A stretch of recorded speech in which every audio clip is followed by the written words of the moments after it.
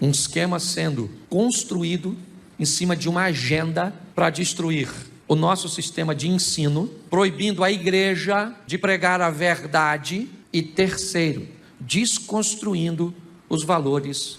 Sejam muito bem-vindos ao canal Vida de Fé. O pastor Cláudio Duarte volta já já, então não saia deste vídeo.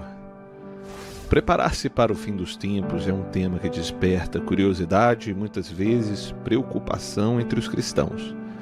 A Bíblia nos oferece orientações claras sobre como devemos nos preparar para esse período. Hoje nós vamos entender como podemos nos preparar para o fim dos tempos, mas antes, gostaria de pedir a vocês que se inscrevam no canal, que ativem as notificações, que curta, comente, compartilhe, porque isso é muito importante para nós e nos ajuda nessa missão de pregar o Evangelho. A primeira coisa que precisamos entender é que o fim dos tempos é um evento certo, mas a data e a hora são desconhecidas. Não adianta tentar saber. Jesus nos alerta em Mateus 24:36. Mas a respeito daquele dia e hora ninguém sabe, nem os anjos do céu, nem o Filho, senão o Pai.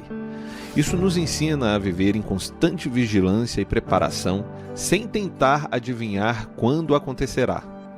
Para nos prepararmos adequadamente, precisamos viver uma vida de santidade e obediência a Deus e em oração. Em 2 Pedro, no capítulo 3, versos 11 e 12, somos exortados: visto que tudo será assim desfeito, que tipo de pessoas é necessário que vocês sejam? Vivam de maneira santa e piedosa, esperando o dia de Deus e apressando a sua vinda.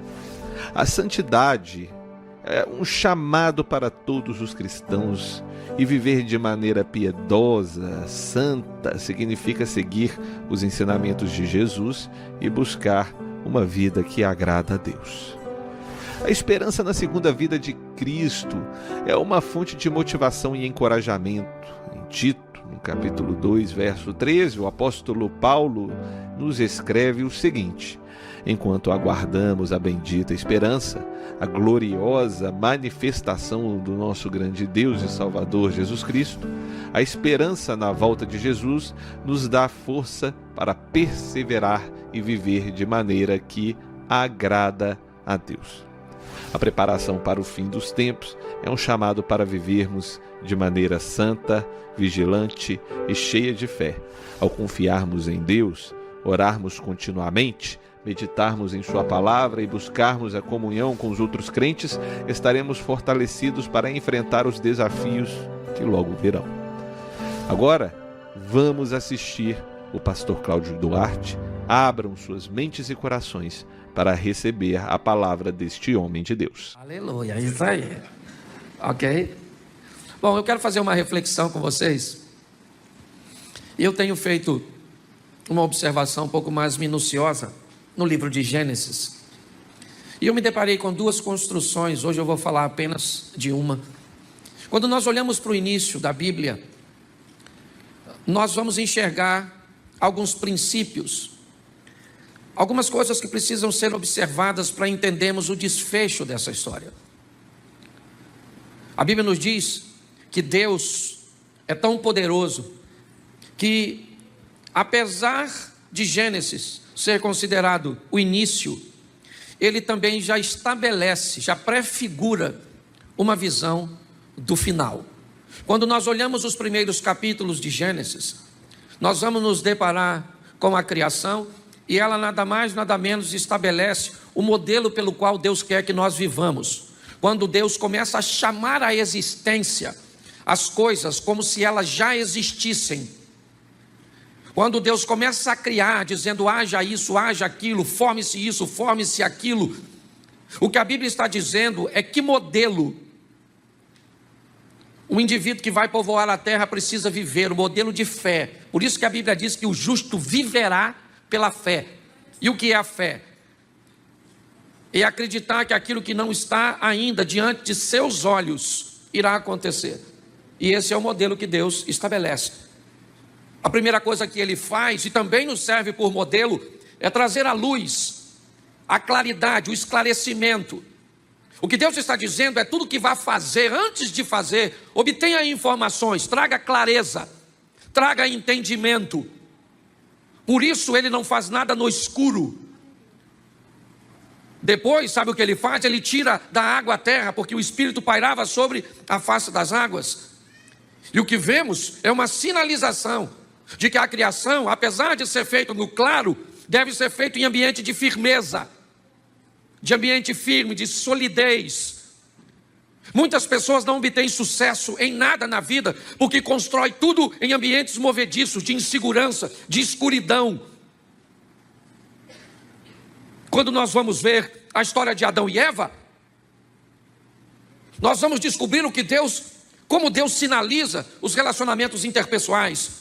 Aliás, ao olharmos para a Bíblia, basta olhar para os 10 mandamentos e vamos descobrir que 7 deles são focados em relacionamentos interpessoais. Ame teu próximo como a ti mesmo. Honre teu pai e a tua mãe. Não matarás, não adulterarás, não dirás falsos testemunhos, não cobiçarás nada do próximo. Quando olhamos para tudo isso, o que recebemos é a direção. Na história de Adão e Eva, esqueça o pecado e descubra como vai ser a vida de gente que não é capaz de abrir seu coração para falar de suas fraquezas. Quem fala de fraqueza não fala de fracasso. Essa é a grande verdade. Quando nós olhamos para Caim e Abel, sabe o que vemos? Vemos a Bíblia dizendo como é difícil lidar com diferenças. Como é difícil lidar quando pessoas têm coisas que nós não temos, com inveja. E olhando isso mais de perto, eu me deparei com a primeira grande construção feita pela mão do homem. A arca do Noé. Logo à frente nós vamos ver, assim que eles descem, a segunda construção feita pelo homem, a Torre de Babel. Duas coisas tão próximas, com significados tão distintos, com resultados finais tão diferentes. Mas vamos dar uma olhadinha nessa história rapidinha do tal do Noé. E vamos ver o que podemos tirar de resultados, de exemplo para a minha e para a sua vida. Coloca para mim, por favor, Gênesis capítulo 6, verso de número 9. Gênesis 6, 9, diz assim: esta é a história da família de Noé. Noé era um homem justo, íntegro, entre o povo da sua época. Ele andava com Deus. Feche seus olhos.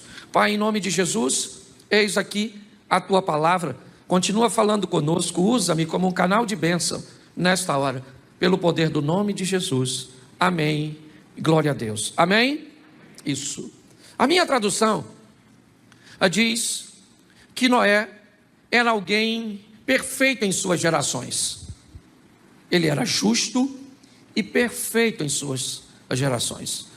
Me parece que a história de Noé tem muito a ver com o passado. Quando nós olhamos, por exemplo, para o pai de Noé, Lameque, eu não sei te dizer o que ele fez, mas quando Noé nasce, ele lança uma palavra profética para seu filho de forma extraordinária, dizendo que aquele menino iria fazer diferença na sua geração, e fez. Quando eu olho para o avô de Noé, eu me deparo com nada mais, nada menos que Matusalém. Pastor, o que Matusalém fez? Eu não sei, mas a Bíblia diz que esse cara viveu 969 anos. Nem sei se isso é possível, se a contagem é como a nossa. Eu só sei que se eu olhar para um dos mandamentos, eu vou entender que o camarada que tem longevidade de vida é o que honra pai e mãe. Então eu poderia até dizer, mesmo num contexto meio movediço, que Matusalém era alguém de honrar família. Mas o bisavô de Noé era nada mais, nada menos que Enoque. Um homem que andou com Deus e foi levado em glória. Pastor, o que você está querendo dizer? Que Deus está dando o perfil desse cara. E diga-se de passagem, não chega nem perto do nosso. Porque se a gente for depender de um pai, muitas vezes, para ser bem sucedido, se nós necessitarmos de um avô ou de um bisavô para sermos bem sucedidos, nós estamos lascado. Então, quando nós olhamos para o exemplo desse cara, é fácil. É fácil olhar para ele e ver que seu histórico, seu pedigree, seu sucesso em ser colocado no rol dos heróis da fé dos hebreus. Olhar um homem que fez a diferença, que construiu a primeira grande obra realizada por um homem. E não foi algo pequeno. Nós olhamos e dizemos, esse cara fez porque tinha um contexto familiar que lhe dava base para isso. Tá bom, mas eu não tive. Você não teve. Você teve um pai cachaceiro, negligente. Certo? Você teve alguém que, muito pelo contrário, você deve evitar copiar. Então como é que eu vou olhar para a minha vida e vou pegar esse texto bíblico e vou dizer que eu tenho condições de fazer a diferença? Que eu vou viver o que ninguém na minha família viveu? Que eu vou andar com Deus se minha mãe não andou, se meu pai não andou, ou se anda de qualquer maneira? Ou se alguém dos meus foi pastor, mas foi um pastor de qualquer jeito? Ou se minha família é toda desestruturada? O que é que a Bíblia está querendo me dizer quando me dá como referência um indivíduo tão perfeitinho, para que eu estabeleça como parâmetro? Por que Noé andava com Deus? É fácil. Porque Lameque andava com Deus, porque Matusalém andava com Deus, porque Enoque andava com Deus. Agora, como é que você vai andar com Deus? Como é que isso vai acontecer com você? Aqui já poderíamos ter uma boa desculpa para justificar nossa superficialidade em relacionamento, nossa imaturidade em sensibilidade. Quando olhamos para esse texto, se não colocá-los da forma correta, nós já vamos achar aqui um excelente limitador para mim e para você. Mas não é disso que eu vim falar. Eu vim falar que não interessa se você tem pedigree ou não. Chegou a sua vez de viver a sua história com Deus. E ela é altamente particular. Então, se você quer se colocar como um produto do meio, tem todo o direito. Só que a Bíblia diz que Noé vivia no meio de uma geração corrompida. Mas ele resolveu se manter. Ah, pastor, mas o senhor mesmo já disse que ele resolveu se manter. Por quê? Porque todo mundo na igreja do Noé era crente pra caramba. Porque os vizinhos do Noé eram crente pra caramba. Porque o Noé estudou no colégio ali, que todo mundo era crente. E eu não. Beleza, e daí? É essa justificativa que você quer? Então deixa eu te dar um texto bíblico simples para você observar. Observe aí, por gentileza, Romanos 12, 2. Coloque para mim aqui. Romanos capítulo 12, verso 2. E não vos conformeis com este mundo, mas transformai-vos pela renovação do vosso entendimento, para que experimenteis qual seja a boa, agradável e perfeita vontade de... Preste atenção aqui. Você não teve pedigree, mas você tem a palavra de Deus. Você pode até não ter uma família estruturada, mas você tem uma Bíblia que te inspira a viver de uma forma diferenciada. Então pare de criar desculpas de que o seu sucesso tem a ver com coisas que te deixaram de herança, porque uma herança só é sua se você tomar posse. Quando eu olho para a história desse camarada, a primeira coisa que eu vejo é a capacidade que ele tem de lidar com um ambiente hostil, tóxico, difícil. E ele está em todo lugar, irmão. Hoje nós chegamos na igreja onde deveríamos encontrar só gente crente, cheia de Deus, coração solícito, não é? Gente piedosa. É isso que as pessoas esperam quando chegam na igreja. Chega na igreja e lida com uma situação totalmente oposta.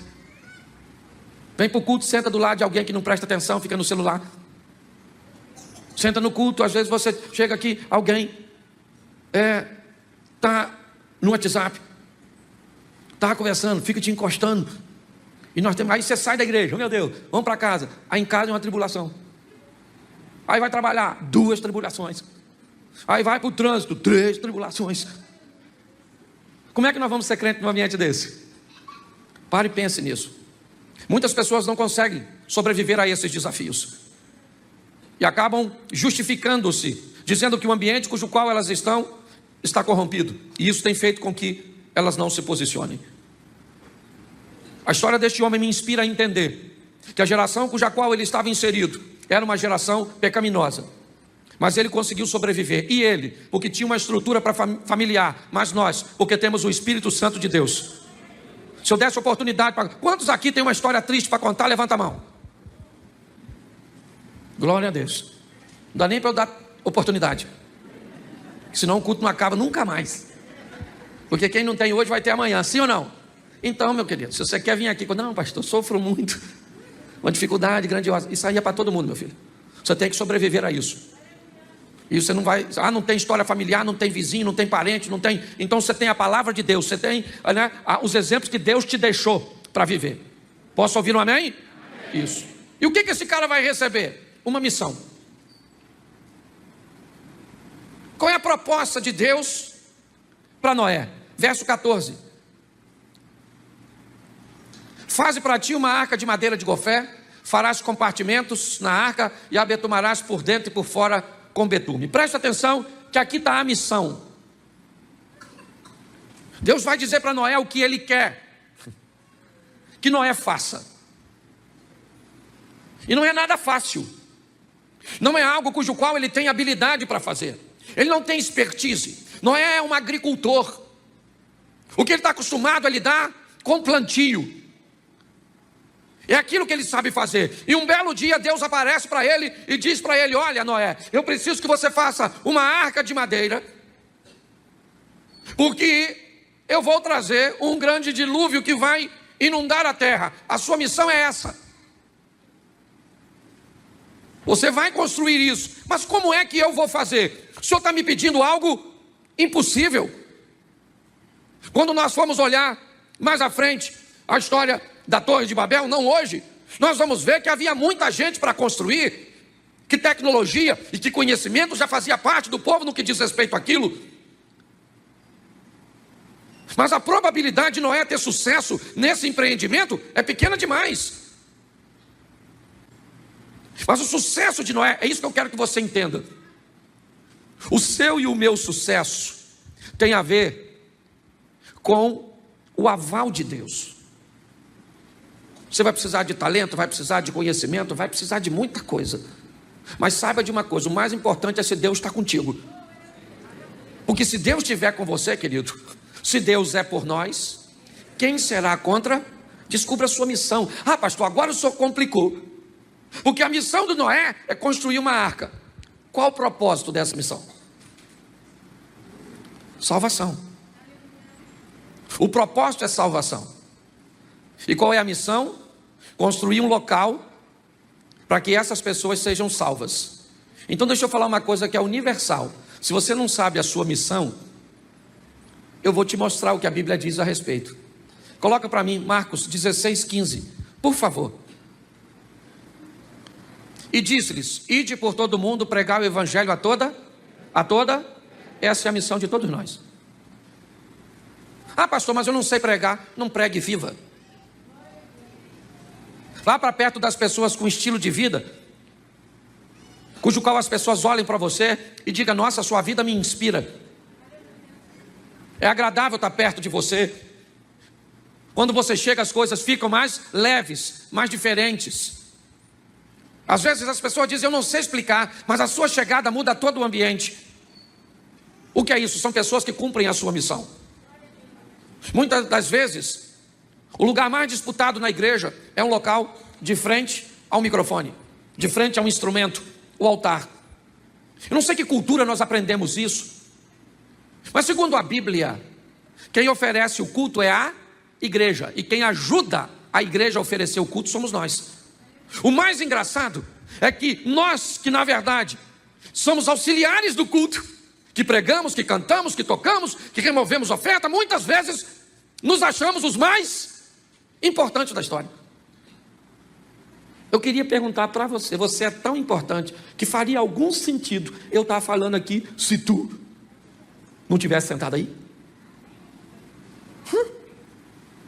Você é tão importante que tem muita gente que prega que não gosta de pregar para pouca gente. Muita gente que canta que não gosta de cantar para muita gente. Você lidera o Manhã com Deus. Tem 60, 70, 100 pessoas. É qualquer músico que vem? É qualquer pregador que vem? É nada. porque você é importante demais. Essa é a grande verdade. A nossa missão é falar para os outros o quê? Que Jesus está voltando, que tem um lugar para ele ser salvo. E você não precisa de microfone para isso. Ah, pastor, eu tenho vergonha de falar que Jesus salva, então fala que o diabo carrega. É a mesma coisa. Aí ele vai falar, mas eu não quero que o diabo me leve. Aí você diz, aí Jesus salva. Começa pela parte mais difícil. Certo? Então, é muito importante nós entendermos isso. A história do Noé aponta para mim, primeiro, que eu tenho que sobreviver nesse ambiente hostil e ser crente no meio de muita gente que é sem vergonha. Estou na igreja com o pastor e eu posso falar. A igreja tem invejoso, mentiroso, mal pagador. Ou se tem gente que tem até experiência forte. Por isso que ela é comparada à arca. Um ambiente sujo. Pensa, hipopótamo. Sabe como é que o hipopótamo defeca? O rabo dele vira uma hélice. É para marcar território, é de comportamento. Ele defeca e o rabo faz assim, ó. Igual hélice de ventilador. Pensa nesse ambiente. Eu queria que você desmistificasse também uma coisa muito simples. Quando Deus orientou entrar na arca, foi um macho e uma fêmea, sim ou não? Mas não foi adulto. Falou só macho e fêmea. Quem já viu aqueles exemplos que parece um elefantão, um leãozão? Não era isso, gente. É só macho e fêmea. Leãozinho. Leãozão era perigoso. Ocupava muito espaço. Sujava muito. Leãozinho você chuta. Entra aí, rapaz. Caramba. Vai embora. Pare e pense. O que eu quero que você amadureça a sua ideia. Sabe o que é? É que é obrigação nossa pregar o evangelho para quem? A toda, principalmente aquelas que nós achamos que não merece. É a nossa missão. Se você não faz isso, querido, você ainda não sabe direito o que é ser crente, o que é ser cristão, é viver com Deus. Faz quase 30 anos da minha vida que pelo menos, se pegar 30 anos, 10 anos eu passei dormindo. Porque a gente dorme 8 horas, 30%, 30 e pouco. Então 10 anos eu passei dormindo. E quase 20 anos aí, pregando o evangelho, falando para pessoas que Jesus é bom, que Ele muda a história, que não interessa como você está sofrendo, Ele pode entrar na sua vida e dar um norte para você. Muitas pessoas me ouviram, outras sequer me ouviram, muitas me rejeitaram, mas não interessa, eu estou cumprindo a minha missão. É importante nós entendermos. Saia daqui hoje, para onde você estiver, pegar alguém, querido, você conhece Jesus? Não, pois bem, Ele te ama. Eu não sei nem falar mais quase nada, mas Ele quer salvar você, sabe? Ele te ama e quer te salvar. Você quer saber mais uma coisa? Vou na igreja, porque eu também estou no começo, mas é assim que funciona. Se nós entendermos isso, essa é a nossa missão. Agora, terceiro, qual era o propósito disso? Para que é? Verso 19. Põe o 19, por favor. E de tudo que vive, de toda a carne, 2 de cada espécie manterás na arca, para conservares vivo contigo, macho e fêmea serão. Preste atenção. O que Noé está construindo é o único local que a salvação vai estar. Não vai ter outro. A hora que o dilúvio chegar, tudo aquilo que estiver fora da arca, eu acredito que você conhece um pouquinho de Bíblia, né? Existem umas coisas no Velho Testamento chamada tipologia, aquilo que aponta para Cristo, e a arca é uma delas.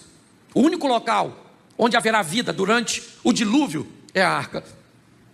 O único local que haverá vida depois dessa morte, nós já vamos ver um pouquinho mais à frente, é em Cristo Jesus. E o grande desafio hoje de pregarmos o evangelho é o mau comportamento das pessoas que se intitulam cristãos e que vivem perto de nós.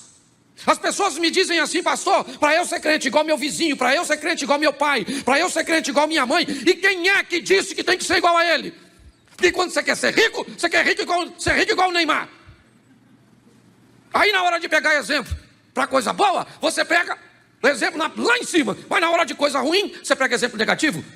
Na igreja está cheio de gente crente, cheio de gente vivendo o extraordinário de Deus, cheio de gente, cheio do Espírito Santo de Deus. Mas nossos olhos parecem, eu como pastor, Eu tenho muitos pastores amigos experientes, e às vezes eu vou falar com eles, eles falam assim: Cláudio, pare de olhar na igreja para pessoas com poucos resultados, para gente que está ruim. Para ela você continua pregando, mas olha para o cara que está trabalhando, olha para o cara que está mudando de vida, olha para o cara que está indo para frente, que é isso que vai te animar. Olhe na igreja para quem está vivendo o incrível, extraordinário, sensacional, para a gente que está cheio de Deus, que está mudando de vida. Porque não tem outro lugar, irmão. Isso não é conversa fiada. Não tem, sabe, outro lugar para que sejamos salvos. É somente a arca, é somente Cristo. Nosso propósito é apontar para Ele, porque Ele é o único e suficiente Salvador. Me perdoe os católicos, Maria não leva ninguém para o céu. Me perdoa os espíritas, não vai voltar de novo. Hebreus 9, 27, ao homem está determinado a morrer apenas uma vez, vindo depois da morte o juízo. O único local que nós vamos achar o direito de vida eterna é Jesus Cristo de Nazaré. É assim que funciona. Pastor, eu não acredito nisso, então peça a Ele para enviar o Espírito de Deus para a sua mente, para que você acredite, porque não é conversa fiada. Olhe para isso de uma forma mais intensa. O propósito disso, da igreja, é fazer com que pessoas vivam para sempre com Deus. Porque Romanos, coloca aí 3:23, porque todos pecaram e destituídos estão da glória de... Todos pecaram. E esse todos inclui você. Ah, pastor, mas eu nunca matei. Eu só minto. Mas eu também não matei. Eu falo isso aqui, tem gente que tem um orgulho do pecado pelo qual vai para o inferno. Não, igual o Covid está fazendo uma coisa que dá bastante, por exemplo. Quando alguém morre hoje, sabe o que você fala? Ah, morreu? Morreu, mas graças a Deus não foi de Covid. Infartou. Mas não morreu? Mas graças a Deus. Certo? Tem gente que tem orgulho. Eu vou para o inferno, mas não é para o adultério. É só porque eu sou nervoso e falo uns palavrão. Isso vai dar uma confusão lá na porta. Por que você veio? Eu nem pensei que vinha. E você? Você está rindo, mas é sério. Então todos, olha para quem está do lado e diz assim: todos, inclusive você. Isso. É só para ninguém ter mais direito a falar nada do outro. Todos pecaram, todos pecaram, certo? Ah, pastor, mas tem esse negócio de vida eterna mesmo? Bom, Lucas 16, 19. Vamos ver o que a Bíblia diz. Ora, havia um homem rico que se vestia de púrpura e linho finíssimo e vivia todos os dias regalada e esplendidamente. Verso seguinte. Põe o próximo. Havia também um certo mendigo chamado Lázaro, que jazia cheio de chagas à porta daquele. Preste atenção. Aqui nós temos dois indivíduos. Isso é só para exemplificar. Eu quero que você pegue a mensagem. Tinha quantas pessoas aqui? Quantas? Duas. Aqui figura um rico e um pobre, mas Jesus já vai desmistificar isso, certo? Lá em Lucas 19, onde ele entra na casa de um milionário chamado Zaqueu e diz: hoje salvação chegou a esta. Então a história aqui não tem a ver com que rico vai para o inferno e pobre vai para o céu. Não é dinheiro que leva para o céu, meu filho. Então desmistifica isso. Eu me orgulho de ser pobre. Vai ficar decepcionado quando chegar no céu. Rua de ouro, vai caçar lama e não vai ter. Aí você vai perguntar: onde é a roça daqui? Tem gente que nem tem que ir para o inferno mesmo. Tem uma turma que tem que ir. Sério. Oh, Jesus, tem misericórdia. Certo? Então aqui tem dois homens. Amém? Verso 22. E aconteceu que o mendigo morreu. Quem morreu? E ele foi levado pelos anjos ao seio de... E morreu também. E foi... Quem é que morreu? Os dois, o rico e o... Porque a morte não tem um troço mais democrático que morte. Pensa numa democracia. A morte só mata pobre? Que nada. A morte só mata rico? Só mata culto? Não, a morte, todo mundo morre. É um privilégio que todo mundo tem. Ah, eu não consigo morrer. Fica tranquilo, menino. Tem dinheiro, queria morrer, não queria morrer, morre assim mesmo. Tem gente que está mandando congelar o corpo. para ver se vive de novo daqui a 200 anos. Quer ser primo do Highlander. Não vai rolar. Então não morreram os dois? Sim ou não? E agora? Preste atenção. O texto vai dizer que todo mundo morre. E agora, o desfecho dessa história, eu não vou ler tudo, mas é de uma forma mais objetiva. Um no inferno e o outro no céu. Um no inferno e o outro no... A Bíblia diz que um está no seio de Abraão, o outro foi sepultado, está lá no Hades. A representação é céu e inferno. A Bíblia está dizendo que tem céu e inferno? In the quiet of the morning light, a gentle breeze whispers through the night. Birds are singing a soft refrain. In your arms I feel no pain. Nature's symphony is soothing tune.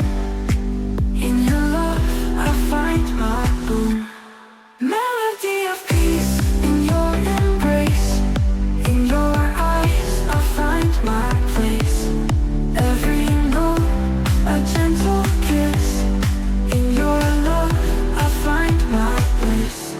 Melody of peace, a song so sweet. In your heart I feel complete. Walking through the fields of green, with you beside me, life's serene. Sunlight dances on the dew. In your smile, dreams come true. Every whisper of the trees. In your love, my soul's at ease. Melody of peace, in your embrace.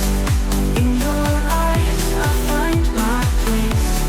Every note, a gentle kiss. In your love, I find my place. Melody of peace, a song so sweet. In your heart, I feel complete. As the world turns round and round, in your love, my peace is found. Through the storms and through the calm, in your arms, a healing balm. Underneath the starlit skies, in your touch, my spirit flies. Whispers of forevermore. In your heart, my anchor is sure. Every moment, a tender grace. In your love, a sacred space. Melody of peace, in your embrace. In your eyes, I find my place. Every note, a gentle kiss. In your love, I find my place. Melody of peace, a song so sweet. In your heart, I feel complete. So let the melody guide our way. In your love, forever I will stay. Melody of peace, till the end. In your arms, my heart will mend.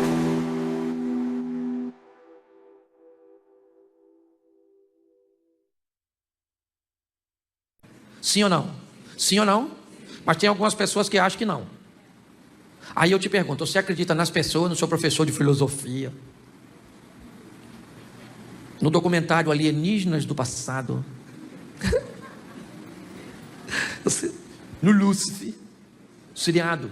Quem é que assiste Lúcifer? Levanta a mão, você pode levantar, que aqui a gente não... Isso, legal aí, ó. Lúcifer. Quando eu era garoto, se eu falasse essa palavra em casa, não tinha dente na minha arcada dentária, só próteses. Você está rindo, mas é sério. Mas é céu e inferno. A Bíblia está dizendo que tem. E quem é que diz que não tem? Às vezes é alguém que sabe mais que a Bíblia.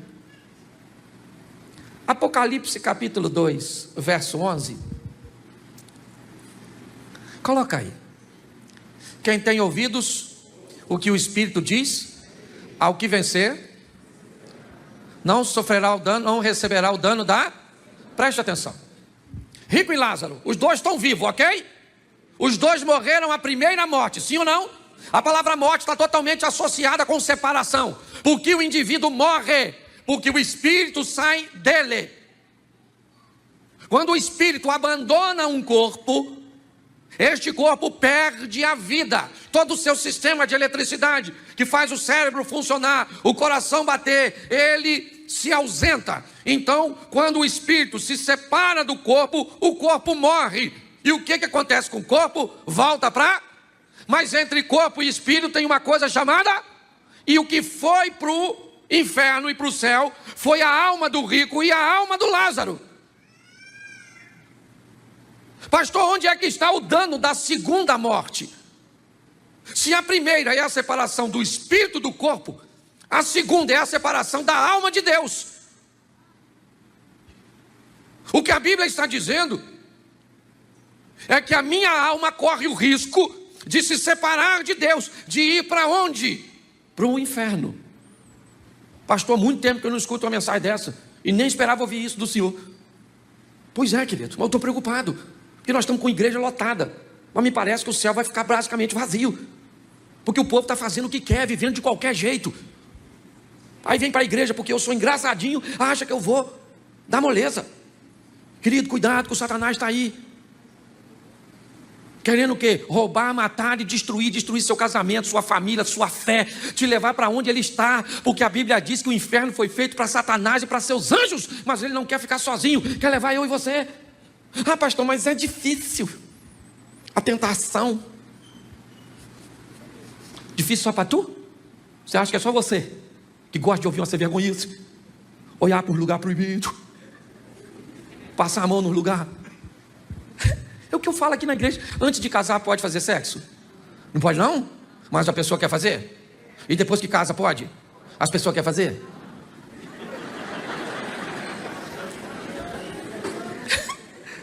Pastor, isso é engraçado.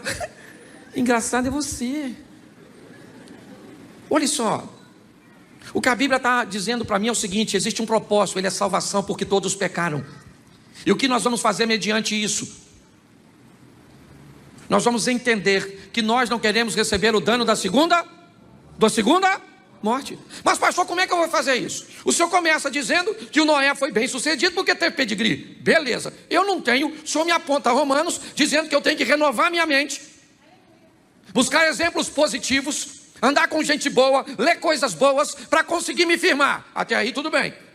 Aí o senhor diz que a minha missão é pregar o evangelho, porque o propósito daquilo que eu estou fazendo é tirar pessoas do inferno e colocar no reino de Deus, através da cruz, certo? Da arca, uma porta só, que quem fecha é Deus. É assim que funciona. Por quê? Porque eu não quero receber o dano da segunda morte. Mas onde estão os meus recursos para eu conseguir condições de vencer isso? Como é que eu vou conseguir? Coloca para mim Gênesis 6,18. Volta lá no Noé. Porque quando Deus diz a ele que ele vai fazer uma arca, preste atenção: mas contigo estabelecerei o meu pacto, e entrarás na arca, tu e teus filhos, e a tua mulher, e a mulher dos teus filhos contigo. Noé jamais imaginou que os recursos cujo qual ele ia fazer algo tão grande estavam tão perto deles, ou dele, sua própria família, sua própria casa. A coisa mais poderosa que temos é a nossa família. Isso é extraordinário para todos nós. Ela é tão poderosa. Quando eu olho para a igreja, sistema de ensino e família, são as 3 instituições mais poderosas do mundo. Uma rainha disse uma vez: eu tenho mais medo de crentes de joelho do que do meu exército de pé. Hoje nós vemos no Brasil, um esquema sendo construído em cima de uma agenda para destruir o nosso sistema de ensino, deformando matrizes nos nossos filhos. Segundo, proibindo a igreja de pregar a verdade. E terceiro, desconstruindo os valores familiares. Me perdoe, você pode ir embora da igreja, mas se você quiser falar comigo e tiver argumento, meu gabinete está ali. O William pode até autorizar a subir. Se você é crente e diz que quer ser comunista ou socialista, suba aquelas escadas e me fala uma história dessa de sucesso. Você sabe o que me deixa mais triste? É que a maioria das pessoas que dizem que querem ser e que acham que é certo, nem sabe o que significa. Nem sabe quais os países hoje. Nem sabe quanto o povo teve que pagar. Esquece Bolsonaro, eu não sou bolsonarista, eu sou pró-governo, é diferente. Eu sou pró-povo. Eu não quero o bem-estar de igreja, de crente, de hétero, de branco. Eu quero o bem-estar do povo. Nossa nação merece respeito e é isso que eu tenho pregado aqui. É assim que funciona. Mas nós temos que entender o valor da família, o valor da igreja, o valor do nosso sistema de ensino. E como é que eu vou combater tudo isso? Com a Bíblia, é verdade.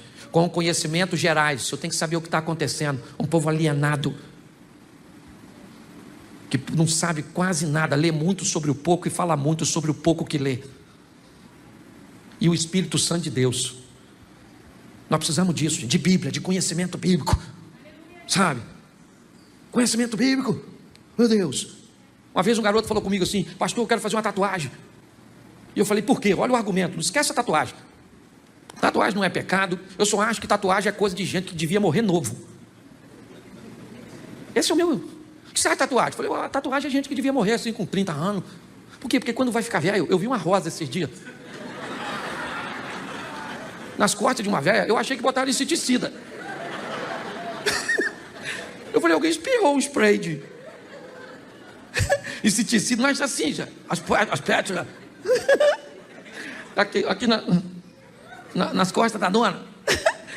Então não tem nada contra a tatuagem. Eu não faria porque eu não estou afim de morrer cedo. Sabe, as pessoas fazem assim, mas eu acho que é até bonito, sim ou não? Mas na pessoa quando tem um braço maneiro, umas coisas maneiras, né? Tem gente que faz numas partes para ninguém ver. Aí é maneiro, que só ela vê, fica velha, ninguém vê.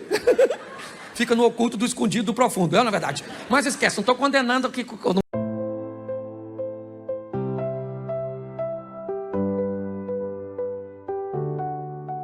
Sunrise paints the sky in hues of gold. Morning's masterpiece never growing old.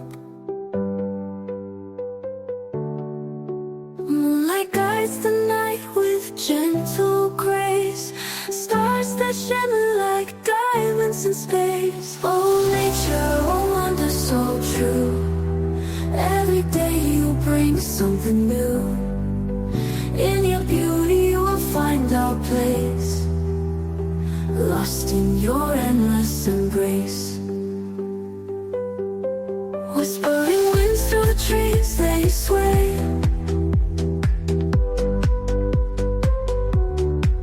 Nature's symphony in the light of day.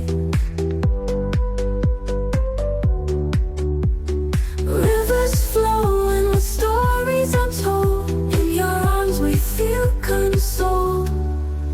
Oh nature, oh wonder so true. Every day you bring something new. In your beauty you will find our place, lost in your endless embrace.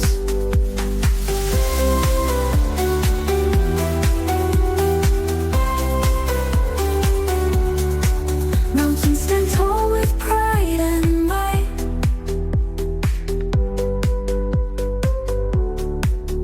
Valleys cradle life in the soft sunlight.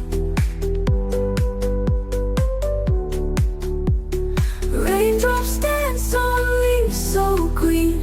In your splendor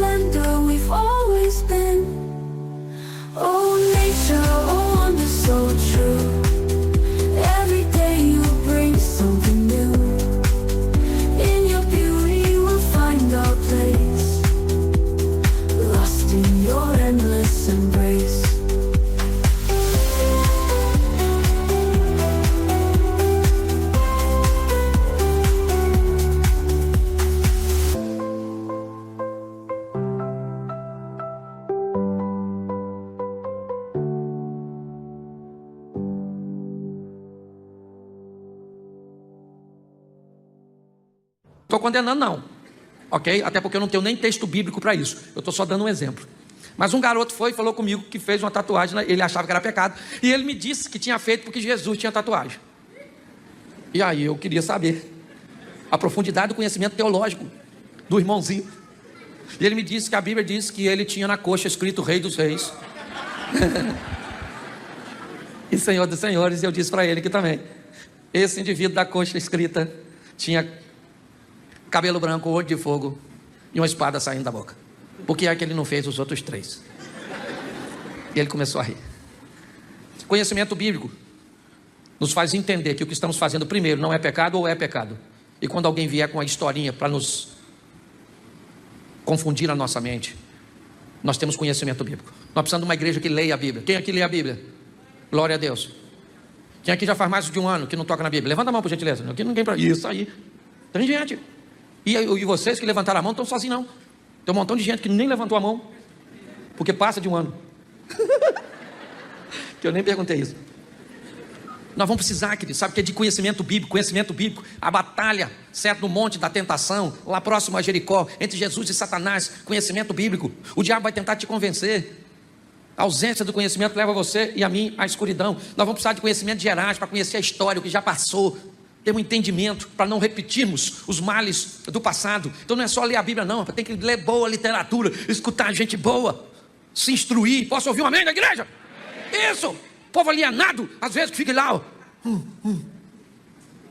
Não pode usar calça comprida, por quê? Mulher não pode cortar o cabelo. Vai para a África. Vai, aquele cantinho da África. Fala para uma mulher daquela não cortar o cabelo. Lá não tem um shampoo, não tem um... É só questão de tempo, pensa. Não, só não pode ser crente. Ah, mas lá pode cortar, aqui não pode. Por quê? Porque lá não é pecado, aqui é. Me dá um nervoso quando eu vejo essas histórias. Então vai ler a Bíblia, vai estudar, vai conhecer. E pastor, e mais o que eu preciso? Você precisa de uma intimidade com o Espírito Santo. Pastor, mas eu não enxergo ele. Você também não enxerga a eletricidade?